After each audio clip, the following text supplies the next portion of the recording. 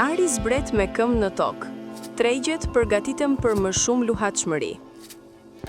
Ari dhe argjendi u stabilizuan të mërkurën pas shitjeve më të mëdha në vite që psuan një ditë më parë, mes shqetësimeve se rritjet e vrullshme të javëve të fundit i kishin bërë këto metale të çmuara të mbivlerësuara. Ari u tregtua pranë nivelit prej $4.140 për ons, pasi ra deri në 6.3% në sesionin e mëparshëm, rënja ditore më e madhe në më shumë se 12 vjet. Argjendi u rrit lehtë pas një rënje deri në 8.7% të martën. Këto luhatje të forta erdhën pasi treguesi teknik sinjalizuan se rritjet e njëpasnjëshme të dy metaleve kishin hyrë në territor të mbivlerësuar. Kjo tërheqje solli një ndalesë të menjëhershme në avancimet e shpejta që kishin nisur nga mesi i kushtit. Të ashtu quajturat tregti të zhvlerësimit, ku investitorët shmangin borxhin sovran dhe monedhat për të ngrojtur nga deficitet buxhetore të pakontrolluara, si dhe parashikimet se Rezerva Federale e SBA-s do të kryejë të paktën një ulje të madhe të normës së interesit deri në fund të vitit, kanë qenë shtytësit kryesor të muajve të fundit. Ari mbetet ende gati 60% më i lartë që prej fillimit të vitit. Edhe pse luhatshmëria e Arit është zbutur për momentin, tregtarët po përdorin opsione për të mbrojtur nga mundësia e goditjeve të tjera. Paqëndrueshmëria e nënkuptuar një mujore është rritur pranë nivelit më të lartë që nga marsi 2022, duke treguar se investitorët po pozicionohen për lëvizje të forta të çmimeve. Lëvizjet agresive të presidentit Donald Trump për të riforcuar tregtinë globale dhe pasiguria e shtuar gjeopolitike kanë nxitur këtë rritje të metaleve të çmuara gjatë vitit.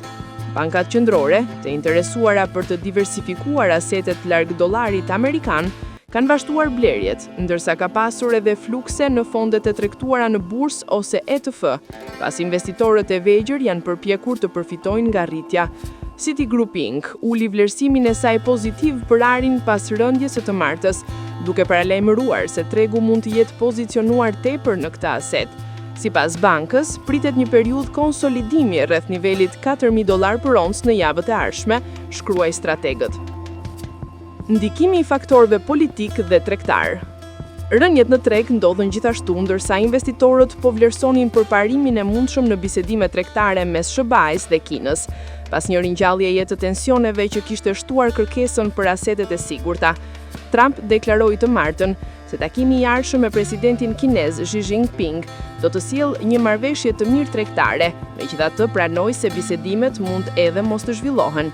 Ndërkohë, mbyllja pjesëshuare e qeverisë amerikane ka bërë që tregtarët të mbeten pa një mjet të tyre të rëndësishëm në analizë, raportin javor të Komisionit për Tregtinë e të Ardhmes të Mallrave, CFTC, i cili tregon pozicionet e fondeve private të investimit dhe institucioneve të tjera menaxhuese në kontratat e Arit dhe argjendit në SBA.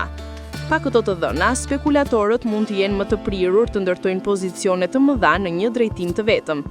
Nga pikpamja teknike, lëvizja e Arit konsiderohet si një korrigjim, megjithse një korrigjim i madh, tha Nick Tweedle, analist kryesor i tregut në AT Global Markets në Sydney.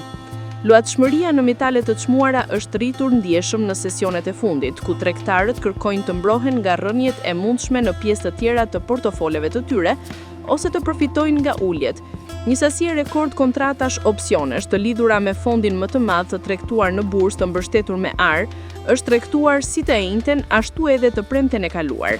Ndërkohë lëvizjet e fundit të argjendit kanë qenë edhe më të ekstreme se Ari, me një shtërngjis të historik në tregun e Londës, javën e kaluar që çon çmimet përtej rekordit të vitit 1980.